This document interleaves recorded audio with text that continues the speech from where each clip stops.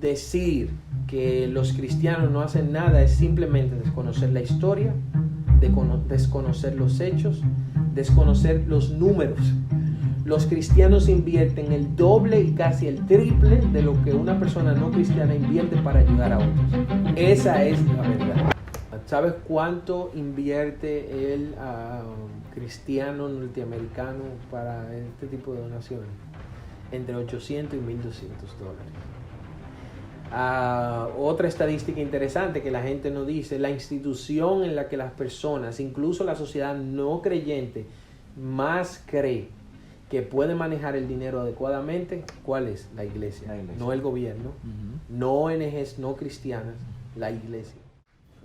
En medio de esta controversia sobre la posible legalización del aborto en la República Dominicana, se han llegado a mucha conclusión en contra de los cristianos que se manifiestan para que no se apruebe el aborto. Una de las manifestaciones o una de las ideas que se ha recalcado es que la iglesia no hace nada para ayudar a estas mujeres embarazadas. Hoy te tenemos un contenido especial con Jonathan Almonte, representante de la Fundación Internacional Compassion, que estará exponiendo informaciones con respecto a que si la iglesia ayuda o no a estas mujeres. Esto es Chema, Vida y Humor. Disfrútalo. Entonces aquí tenemos a Jonathan Almonte, que es un joven que a través del ministerio, la Fundación Compassion, la Fundación Internacional Compassion, se ha mantenido trabajando directamente con los jóvenes, dirigiendo lo que es Dulos junto a su compañero y haciendo actividades como Ticum, y se ha mantenido en la dirección de los jóvenes y las estrategias juveniles para el desarrollo de los jóvenes. Jonathan, bienvenido. Gracias, Melky, un gozo estar aquí. ¿Qué opinas, Jonathan, de la lucha contra el aborto? ¿Tú crees que es necesaria? Bueno, la respuesta simple es claro que sí. Nosotros como creyentes, como cristianos, no solamente nosotros como cristianos, médicamente está comprobado que la interrupción de un feto en desarrollo es un asesinato. Hay muchos eufemismos que utilizan, incluso en el área de la medicina, para decir que ese feto en desarrollo no es un ser humano. Han tratado de decir que la vida comienza a las 3 semanas, que la vida comienza a las 7 semanas. Y el propósito de eso, que no se ha limitado, ahora se están hablando ya de abortos a 9 meses. Estamos hablando de un niño completo. Pero nosotros, no solamente médicamente, a la luz de la palabra, creemos que hay vida desde la concepción. David dice que él fue concebido en pecado desde el vientre de su madre. Jeremías dice que el Señor lo conoció en el vientre de su madre, o antes. Es decir, que no nos cabe dudas de que hay un bebé en el vientre de una mujer con vida. Sería absurdo, como yo escuché al pastor Miguel Núñez decir, que un bebé en el vientre de una mujer no es un ente vivo, pero una célula en Marte sí es vida. Es una incongruencia, es una ridiculez. Y nosotros como cristianos creemos que cada ser humano es creado a la imagen de Dios. Creemos que matar es un pecado, desvirtúa la imagen de Dios en ese ser humano. Entonces sí, nuestra posición es: nosotros vamos a luchar contra cualquier cosa o sistema que atente contra la vida humana, y el aborto es una. Entiendo. Entonces, ¿tú crees que es bíblico manifestarse? Los cristianos van con pancartas, se acercan al Congreso, se manifiestan, exponen sus ideas por las redes sociales. ¿Debe el cristiano hacer eso? ¿Está correcto? ¿Eso aporta? Nosotros debemos recordar que nosotros como cristianos somos ciudadanos de ciudades, vivimos en países.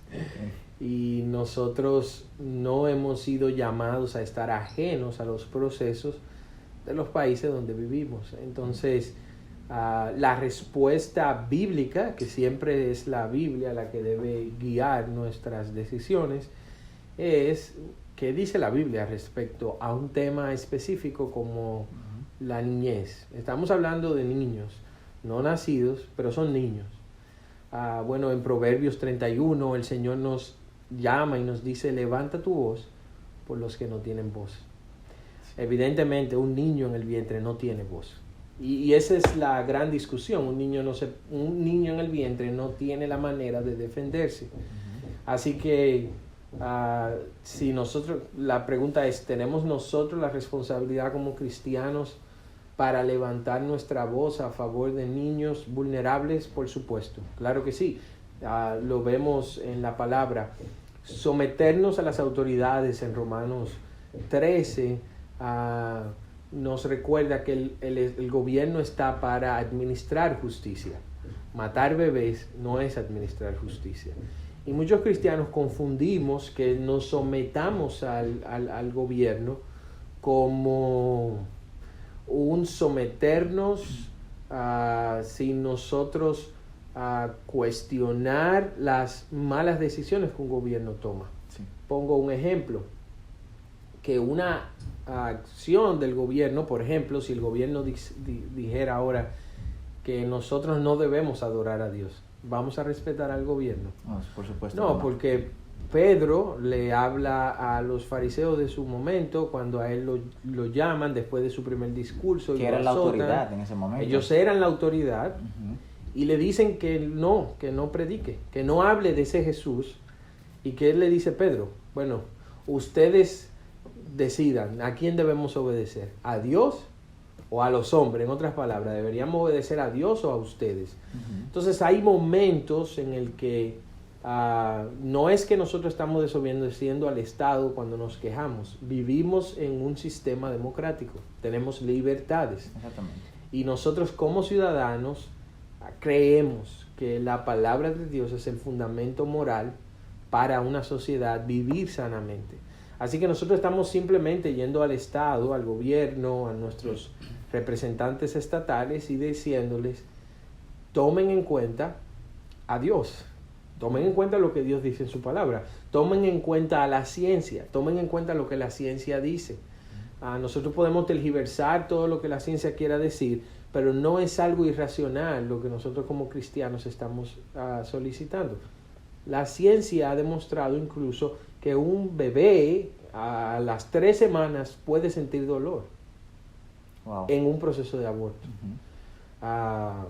No es poca cosa. Nosotros estamos hablando de el genocidio más grande de la historia de la humanidad. Yo puedo estar equivocado más en que la el Holocausto. cifra. Sí, por supuesto, mucho más. Estamos hablando solamente en los Estados Unidos de 59 millones de niños. Wow. Que no nacieron y no van a nacer porque se siguen asesinando. No recuerdo bien el dato, pero probablemente son unos 10,000 niños o semanales o diarios, no recuerdo completamente, en los Estados Unidos solamente, que son asesinados desde el vientre de la madre. 10,000 niños, increíble. Entonces, tú sabes que llegan muchas ideas, se forman muchas, los proabortos comienzan a hacer memes, a escribir en las redes que lo que los cristianos están haciendo está mal, es odio, que lo que los cristianos están haciendo es persecución, es poca misericordia hacia las embarazadas. ¿Tú crees que hay cristianos que se manifiestan de forma incorrecta, de alguna forma, en contra del aborto? Bueno, yo quiero iniciar con el preámbulo que tú mencionaste de cómo estos grupos nos ponen a nosotros como bárbaros y ellos como víctimas. Bueno, la verdad es que a la luz de la palabra de Dios, recuerdo esta cita, no recuerdo al pastor que lo dijo, pero no quiero mencionar el nombre porque no recuerdo, pero escuché esta cita de un pastor que decía que si cuando tú predicas el evangelio no hay gente buscando para matarte, entonces tú no estás predicando el Evangelio en lo absoluto. Las buenas noticias del Evangelio son buenas porque hay malas noticias. Sí. Y nosotros como cristianos simplemente estamos recordándole a la gente su condición en la que se encuentra. Si decirle a la gente que matar, que un aborto a un bebé en el vientre de su madre es asesinato, bueno, si eso ofende, va a ofender. Nosotros, la verdad es verdad, Melqui. Sí. Nosotros vivimos en una era de posmodernismo donde la victimización es el estado en el que vive esta generación. Sí. Donde la verdad no es absoluta, donde todo es relativo, donde tu verdad es tu verdad y mi verdad es mi verdad. Bueno, cuando yo me monto en un avión, Melqui, la física es la misma. Sí. Un avión necesita velocidad y volar contra el aire. Si no tiene la velocidad suficiente, no va a alzar vuelo. Si un avión no vuela cortando el aire y vuela en esta dirección siempre subiendo, lo que va a ocurrir es que va a perder la capacidad de sostenerse en el aire. Las alas no van a sostener el avión y el avión simplemente se va a caer en picada. Esa no es la verdad de un piloto y la verdad de otro piloto. Hay una verdad. Uno de nosotros dos, dígase estos grupos o nosotros, estamos equivocados. No hay dos verdades. Y vuelvo y repito, la iglesia, a la luz de la palabra, la Biblia es nuestra autoridad máxima de fe, es la palabra de Dios, y ella no se contradice con la ciencia. La ciencia corrobora lo que la palabra de Dios dice. Así que yo no creo que nosotros estamos buscando ofender a nadie, estamos diciendo la verdad. Si ofende, esa es la realidad. Que hay cristianos manifestándose de manera inadecuada, pudiese ocurrir, por ejemplo, si aparecen cristianos y violentamente van al Congreso a exigir la protección de los niños, eso no se corresponde con el llamado de Dios para nosotros como cristianos. No vamos a exigir eso violentamente. Lo vamos a hacer a través del debate. Sí. Lo vamos a hacer a través de evidencias científicas. Lo vamos a hacer a través de lo que la palabra de Dios enseña. Yo creo, lo que sí yo creo, y eso no necesariamente, bueno, probablemente se relacione, yo creo que hay cristianos que este tema no lo manejan adecuadamente. Eso es posible eso. Y creo que es una debilidad que hemos tenido. No estamos entrenados para defender la fe cristiana en un tema tan específico como como el tema del aborto. Y he visto cristianos defender mal, incluso las tres causales. Hay momentos en el que escucho a personas hablando de las tres causales en contra de las tres causales, y yo tengo la sensación como yo quisiera estar ahí. Yo quisiera hablar sobre eso porque siento que no lo manejan bien. Exactamente. La realidad es que no todos los cristianos quizá tengan la información necesaria para poder defenderlo. Eso no le quita la fe, no le quita su no quita que sea verdad, es un buen punto. Que yo no tenga la preparación para defender la verdad no elimina la verdad. Es así. No elimina el hecho de que se están asesinando niños. Sí. Jonathan, a través de la historia, la iglesia tiene alrededor de 2000 años, y otros detractores han dicho que nosotros hemos hecho más daño que bien. Se agarran de las cruzadas, que la iglesia católica, todo eso. Pero, ¿qué ha hecho la iglesia históricamente por el bienestar de los huérfanos, de las embarazadas, de las viudas? Eso es una gran pregunta, Melkin, y quiero mencionar que probablemente una persona que diga que la iglesia no ha hecho nada a favor de los huérfanos, el pobre, simplemente desconoce la historia. Y yo voy a mostrar solo un poco de los hechos. Tendríamos que pasar días y semanas tomando toda la etapa de la historia de la iglesia, desde la iglesia perseguida o la iglesia primitiva, le conocen, o la iglesia del primer siglo, la iglesia medieval, la iglesia imperial, la reforma y la iglesia moderna. Pero no tenemos todo ese tiempo, así que voy a mencionar algunos momentos históricos que marcaron la manera en la que el mundo vivió o vive hoy, todavía hasta hoy. Como tú me preguntas de la iglesia, vamos a empezar a partir de la iglesia. Pudiéramos empezar desde el pueblo de Israel, pero la iglesia, de donde lo primero nosotros aprendemos el valor de la vida humana, por supuesto de Dios, de su palabra, de los 10 mandamientos. Y Jesús los sintetiza en 2: ama al Señor tu Dios con todo tu corazón, alma, mente, con todas tus fuerzas, y ama a tu prójimo como a ti mismo. Un bebé en el vientre de su madre es mi prójimo. Así que yo lo amo y yo quiero que sobreviva. Tenga síndrome de Down, aunque tenga autismo, aunque tenga labio viperino, y todas estas condiciones en la vida de un bebé en el vientre, lo menciono porque son razones por las que se están abortando niños. Por ejemplo, en Nueva Zelanda, una ley nueva se pasó el año pasado, para marzo, donde niños con labios viperinos van a ser abortados. ¡Qué barbarie! Es decir, Sí. por el labio viperino es una operación sencilla, sencilla. Pero bueno, ok, al principio de la historia nosotros tenemos que ver de la iglesia a los discípulos haciendo un sobreénfasis sobre la protección de las personas que viven en pobreza. No era la preocupación del sistema político religioso de Israel y no era la preocupación de los romanos.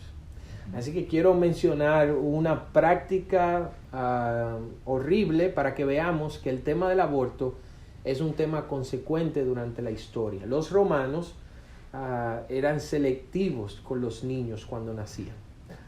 Por supuesto, ellos querían niños varones porque Roma tenía esta obsesión de conquistar y conquistar y conquistar. Así que tú necesitas varones para poder luchar y entrenarlos. Las niñas eran descartadas normalmente.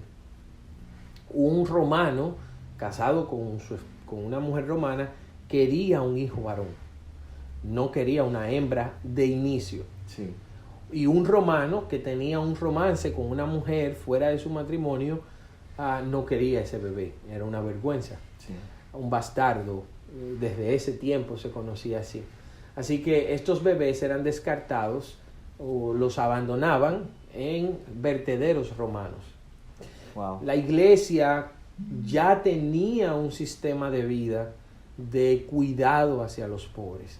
De hecho, Pablo, en la carta a los Gálatas, hablando a las iglesias de Galacia, él les dice que lo único que los apóstoles le pidieron que no descuidara era a los pobres.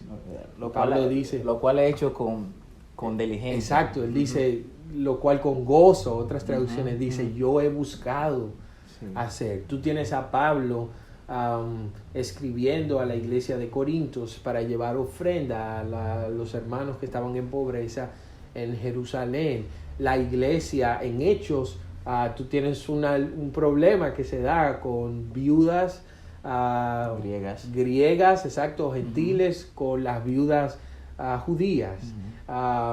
Porque el sistema, la iglesia, la belleza de la iglesia en un sistema de pobreza era porque ellos cuidaban a lo que un sociólogo apellido Ramachandra llama el cuarteto de la pobreza, que era la viuda, el huérfano, el extranjero y el pobre en general. Este cuarteto era muy importante porque las viudas quedaban a la intemperie. Si su esposo moría, las mujeres no podían trabajar. Así que tú tienes a la iglesia cuidando de las viudas, guardando sus ofrendas para proveer para los niños. Y en esta práctica de los romanos, tú tienes a cristianos rescatando niños de vertederos.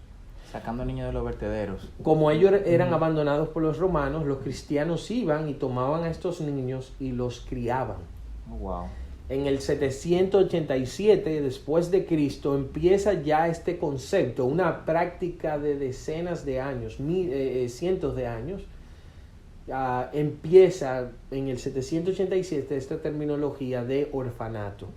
Eso es solamente un momento de la historia de la iglesia. Lo que nosotros vemos es la sociedad civilizada, la más civilizada, que era Roma, matando niños, como hoy. Estamos en el pico del desarrollo. Sí. Vivimos en una sociedad muy desarrollada y tú tienes a cristianos defendiendo a esos niños. Más adelante en la historia de la iglesia no solamente cambia la manera en la que se protegen a los vulnerables en ese momento de la historia de la iglesia.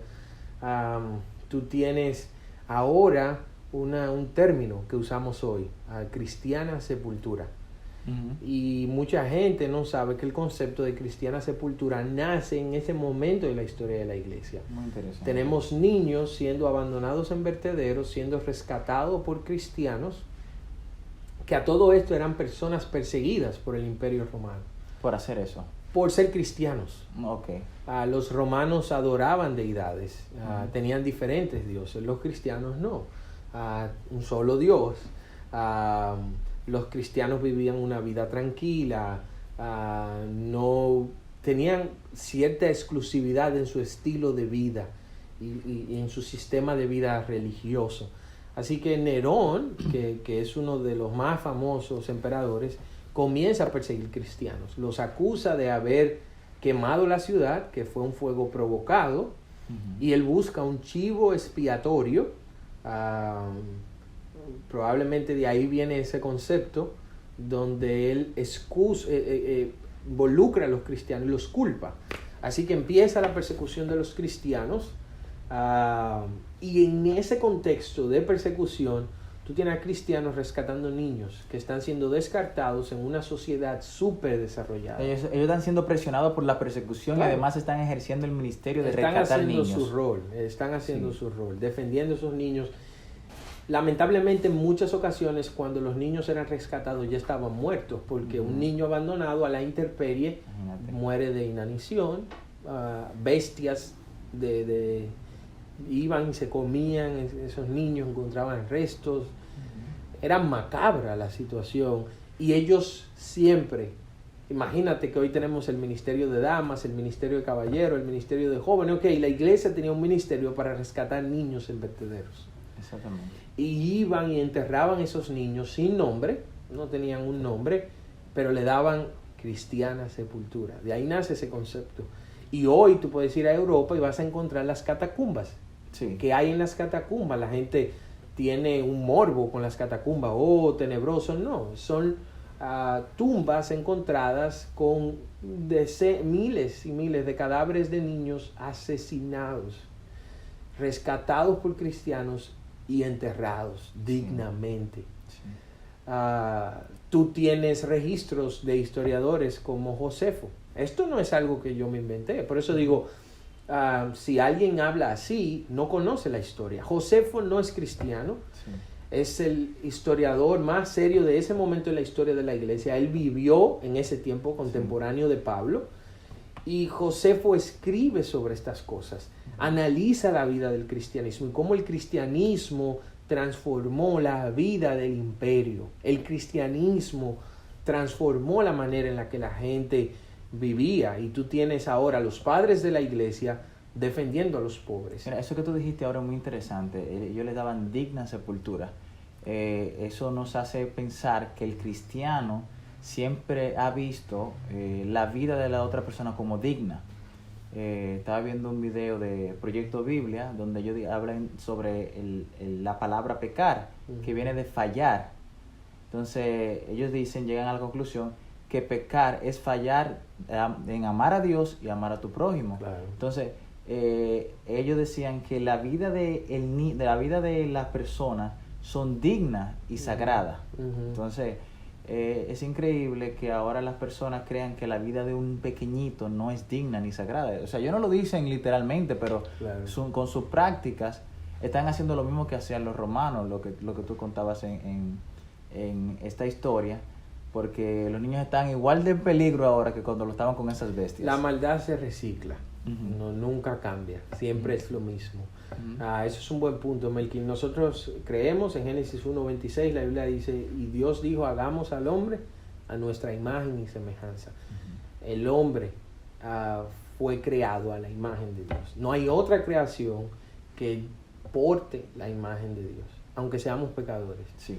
Tenemos una dignidad y esa dignidad nos la da nuestro propio Creador. Representamos a Dios de alguna forma. Entonces nosotros vamos a tratar esa imagen con la dignidad con la que debemos tratarla. Tú tienes a los padres de la iglesia, a Peter Brown o otro biógrafo más reciente de este tiempo, aún vivo, que es uno de los historiadores más serios de ese momento de la historia de la iglesia, donde él habla de cómo los cristianos, un libro buenísimo, Por el ojo de una aguja, y él presenta cómo Agustín de Hipona, un padre de la iglesia, no solamente se protegía a los niños, ellos predicaban, ellos en un sentido protestaban en contra de la manera en la que las personas dedicaban sus recursos a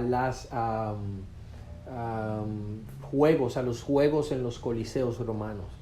Ellos criticaban eso. Ellos criticaban eso porque las personas con dinero utilizaban sus recursos para ir a esos juegos, ver esos juegos que involucraban a hombres matándose, los gladiadores, las luchas de gladiadores. Y Agustín dice literalmente, los cristianos deben ser reprendidos porque no gastan su dinero en juegos, pero es refiriéndose a estos juegos, no los juegos de hoy, y no dejan nada para alimentar a Jesús. Y cuando él dice eso, alimentar a Jesús. Sí, alimentar a Jesús. Bueno, tú tienes a Jesús diciendo, o los discípulos diciendo, Señor, ¿y cuándo te vimos enfermo, con hambre, preso, y no te alimentamos? Mateo él 24. dice, por cuanto lo hiciste por uno de ellos, lo estás haciendo por mí. Entonces Agustín toma esta idea teológica y la aplica y ahora equipara a las personas vulnerables con Cristo. Él dice, nosotros debemos servir a estas personas en necesidad. Yo pudiera seguir mencionando a padres de la iglesia. Si vamos a la Reforma, nosotros tenemos a Martín Lutero con las 95 tesis, pero las personas no saben que la Reforma, o no quieren reconocer que la Reforma fue el antes y el después de la historia moderna. Okay. Estamos en la época medieval, pobreza, hambre, enfermedades, la muerte negra, la gente no sabe leer, la pobreza extrema. Sí. Lutero va a Roma, donde él se siente asqueado con la mentira de la Iglesia Católica respecto a la salvación. Las personas normalmente no saben que eso no fue lo único que asqueó a Lutero. Lutero encuentra a personas haciendo necesidades físicas en la calle. Hay registros históricos. O sea, eso en Roma. En Roma, en plena Roma. Okay.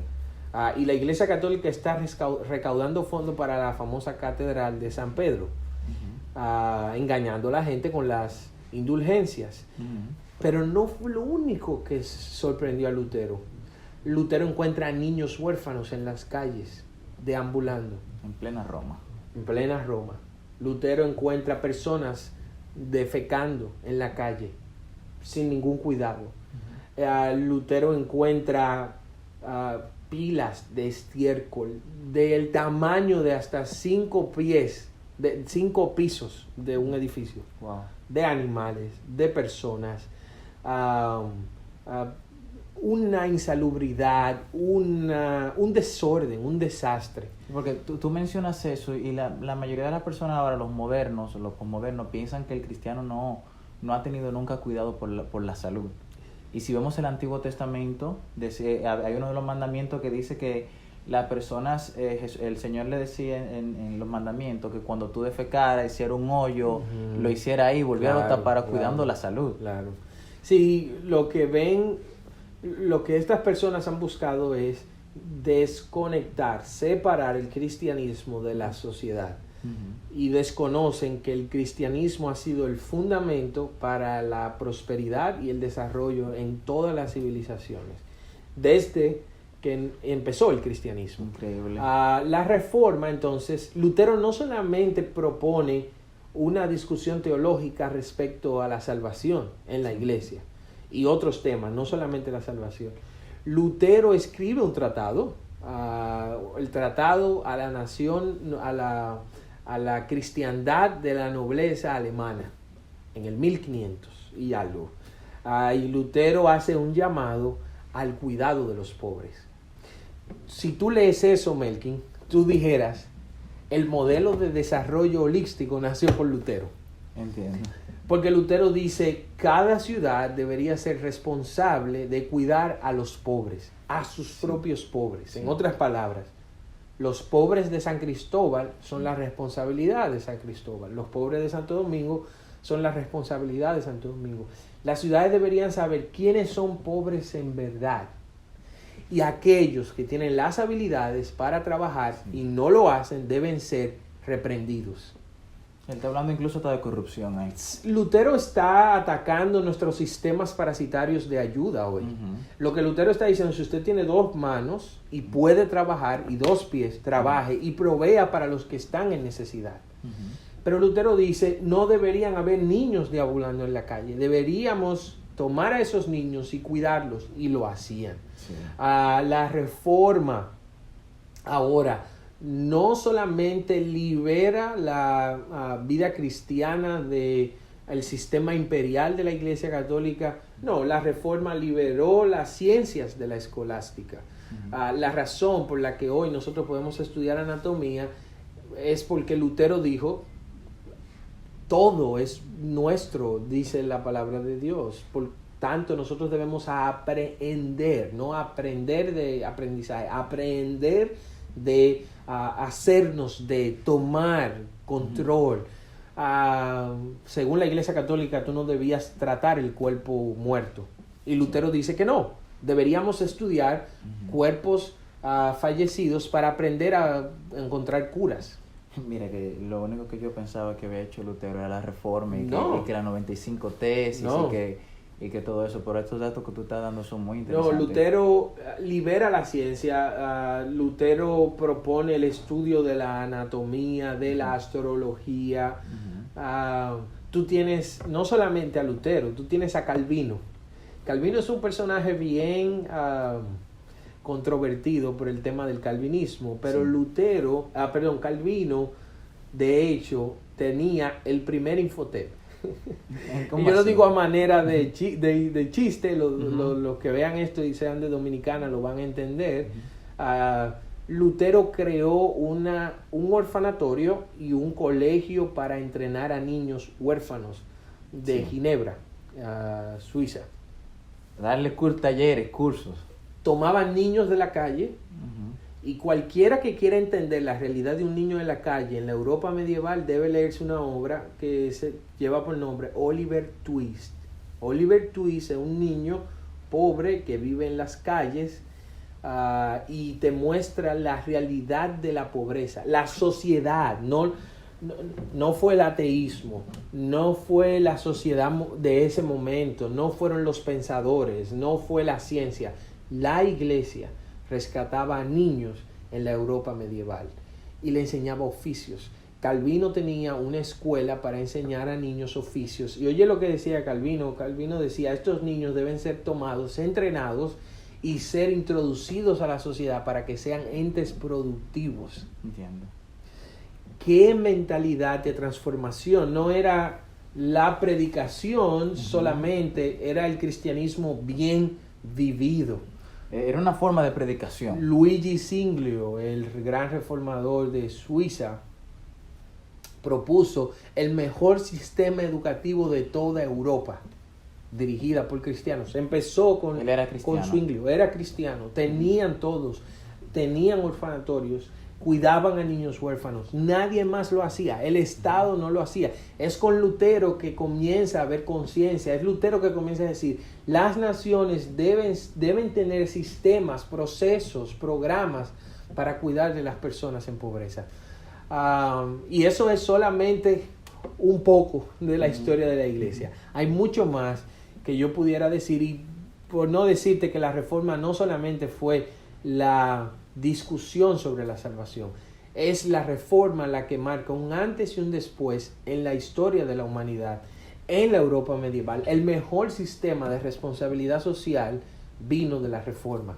Fue Lutero que lo propuso. Hay algo que tú dijiste sobre lo que decía Lutero sobre insertar a esos niños a la sociedad, y luego mencionaste lo que hacía Calvino con respecto a entrenarlos, porque muchas personas dicen que los pobres son una responsabilidad de nosotros los que trabajamos, y nosotros tenemos que matarnos para que el gobierno mantenga, como ellos dicen en el sentido de esos vagos.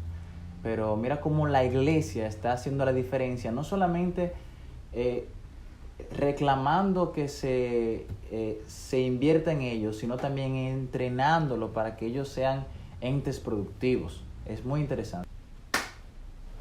La iglesia siempre ha respondido a las necesidades de las personas más vulnerables. Sí. El cristianismo no se limita a simplemente un mensaje. La sociedad que nos critica por nosotros defender la vida es la misma sociedad que nos critica porque en ocasiones no hacemos nada. Sí.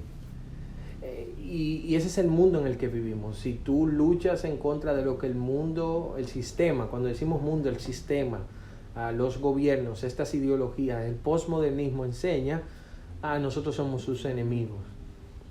Cuando no hacemos nada respecto a necesidades, entonces la iglesia es acusada. Sí. Y yo creo que la iglesia durante toda su historia ha sido un ente principal en la respuesta a las personas en necesidad. Entonces lo que tú tienes es cristianos en la Europa medieval con niños en las calles vulnerables muriendo en vicios, siendo rescatados. Niños, bebés abandonados, todavía ahí esa práctica continuaba de niños que eran abandonados. ¿Y dónde terminaban esos niños? Terminaban en monasterios. Y esos niños crecían ahí y eran cuidados, eran protegidos. Por la iglesia. Por la iglesia. Pero quería hacer ese énfasis. La reforma liberó la ciencia incluso de este sistema medieval de cómo la vida funcionaba, que se llamó la escolástica. Y lo que Lutero decía es, todo merece ser estudiado. Es por la reforma, Melkin, que nosotros ahora podemos hablar de astronomía, de astrología, de anatomía, de ingeniería, de física. Increíble. Es la iglesia la que da esa libertad. Las personas no sabían leer.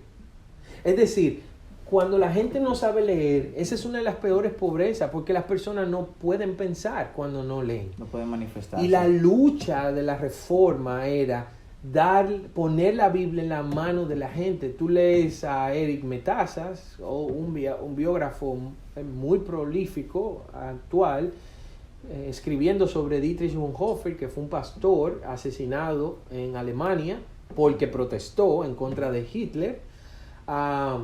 Y él hace esta cita sobre Alemania, y Eric Metazas dice que la reforma o las enseñanzas de Lutero fue un cataclismo para Europa.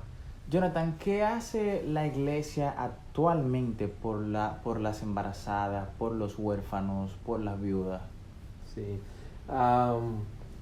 Yo quisiera tomarlo un poquito más atrás y decir que luego de la Revolución Industrial, tú tienes a padres trabajando 20 horas seguidas sin parar. Uh-huh. Y tiene a niños con sus padres trabajando. Previo a la Revolución Industrial, tú tienes a niños aprendiendo un oficio práctico con sus padres. Uh-huh.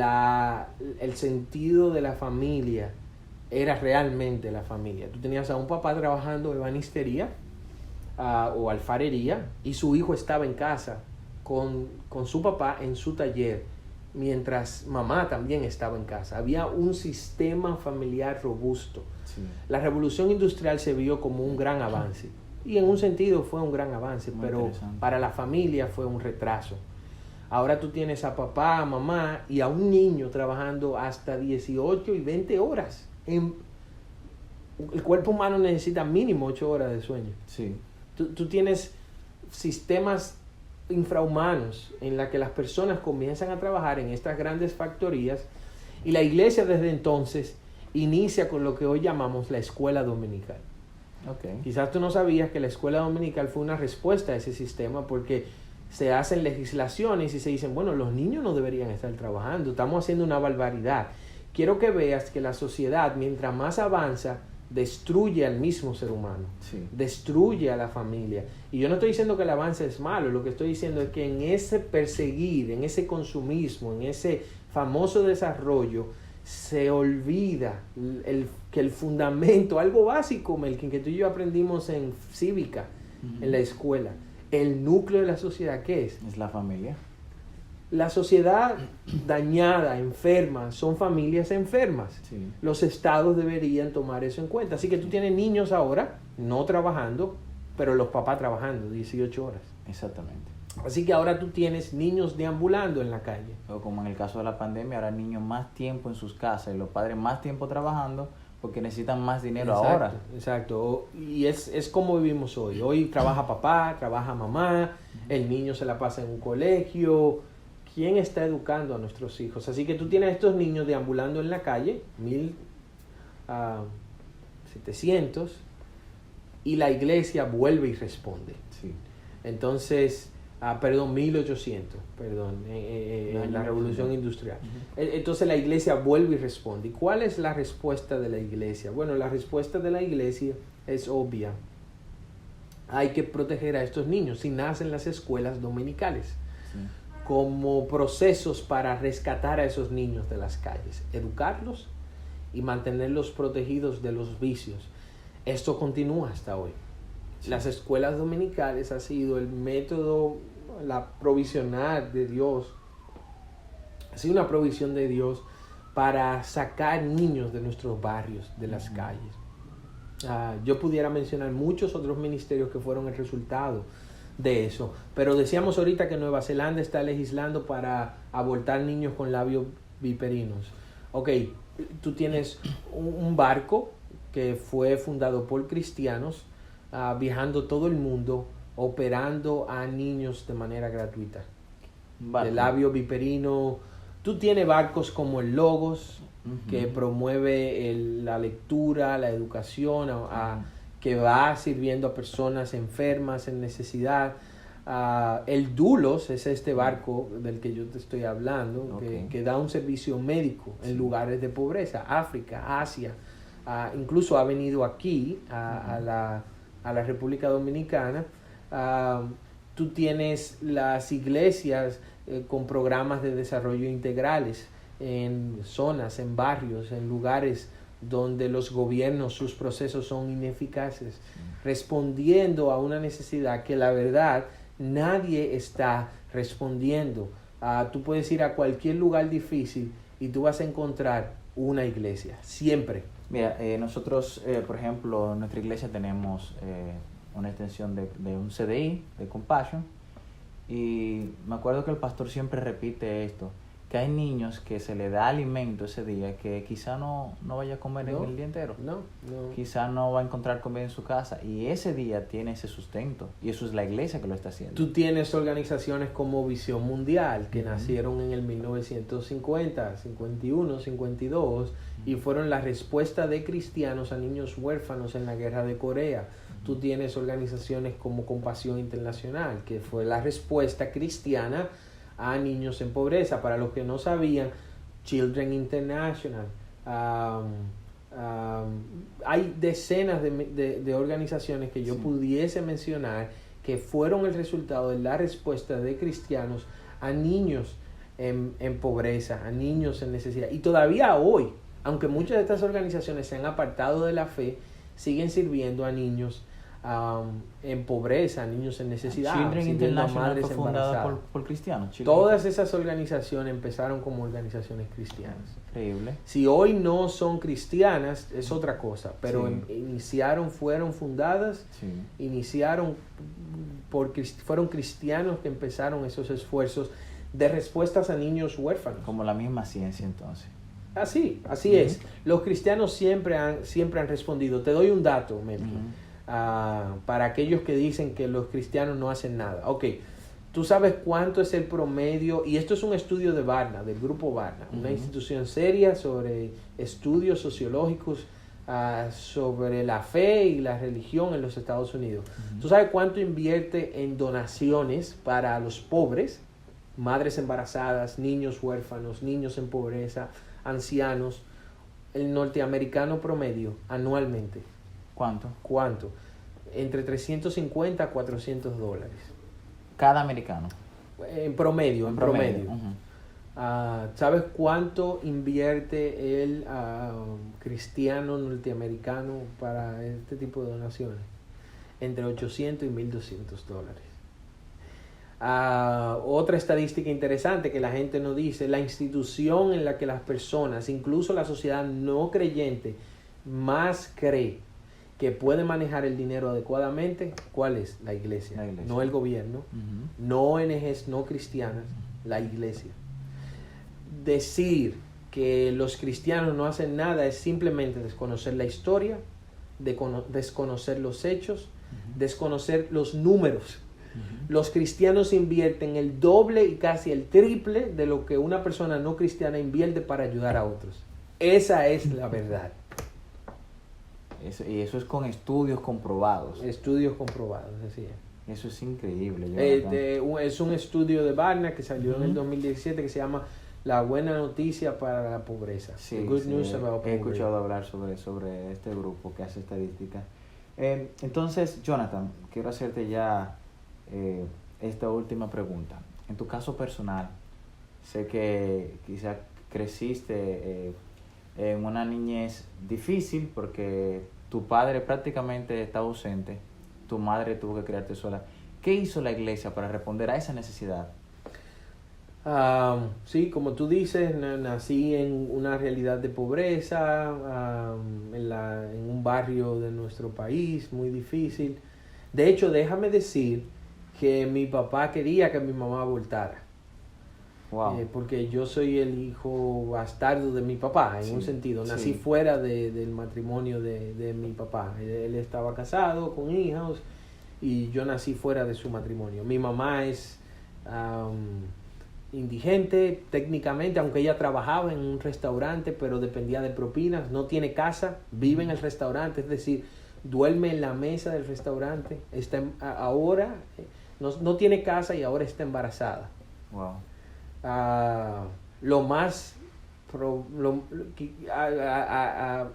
Hoy cualquiera diría, bueno, lo que tu mamá debió hacer fue abortarte. Sí. Imagínate que mi mamá hubiese decidido abortar. Era la mejor opción según los planteamientos. Según esos planteamientos. Yo me veía como un problema. El problema no era yo. Yo no elegí nacer. Yo no elegí ser concebido. Yo fui concebido. Y hoy yo estoy muy agradecido con mi mamá. De hecho, yo creo que mi mamá es mi heroína. Yo amo profundamente a mi mamá porque ella tomó la decisión de enfrentar su realidad y aún así tenerme. La iglesia no fue lo que la gente dice, esta gente cegada, nublado de su entendimiento. La iglesia fue una gran ayuda para mi mamá. La iglesia me tomó, me integró a un programa que tenía la iglesia para trabajar con niños. De hecho, recibí zapatos cada año para ir a la escuela, uniforme, recibí comida en momentos que no teníamos que comer. La iglesia le dio un empleo a mi mamá como cocinera, luego le dio un empleo como maestra para esos niños, incluyéndome a mí. Y mi mamá de hecho fue a la universidad mientras yo iba a la iglesia. Wow. Y hoy mi mamá es profesora. Excelente. Las adversidades no fueron una limitante para tenerme. Y si hoy yo estoy vivo y ahora, aunque no tuve un papá, soy un esposo, tengo un hijo, tengo una esposa, mi mamá me ayudó a aprender a ser un hombre cristiano, a entender lo que la Biblia dice que es ser un hombre responsable. Y yo estoy muy agradecido de estar vivo. Si esta ley de aborto hubiese estado, yo probablemente no hubiese estado contigo ahora. Y si mi mamá lo hubiese decidido abortarme, no hubiese estado aquí. Creo que hubiese sido hasta motivada a hacerlo, mucho más motivada en este tiempo. Y cuán grandes cosas el Señor ha hecho con Jonathan. Hoy día Jonathan representa a los niños pobres, incluso internacionalmente, porque vas a las conferencias, a las iglesias, los Estados Unidos, buscando patrocinio para otros niños. Imagínate que tú fueras abortado, fuera una persona menos que haría ese trabajo. Mi misión de vida, Melkin, yo siempre digo, es liberar a la mayor cantidad de niños dominicanos de la pobreza en el nombre de Jesús. Amén. Compassion International nació como una respuesta de Dios a niños huérfanos en Corea del Sur. Sí. Y hoy Compassion International trabaja con 70,000 niños. Básicamente estos niños no son de Compasión, son de la iglesia evangélica a nivel global. Compassion trabaja en conjunto, en manera de sociedad, con más de 7,000 iglesias en todo el mundo. En la República Dominicana 220 iglesias. Y yo tengo el gozo de servir en un programa donde nosotros ayudamos a mujeres embarazadas en pobreza. La respuesta a una mujer embarazada no es matar al bebé. El bebé no es el problema es la pobreza. El problema es la condición en la que la mujer se encuentra. Tú puedes quitar el bebé del escenario y la mujer va a seguir en pobreza.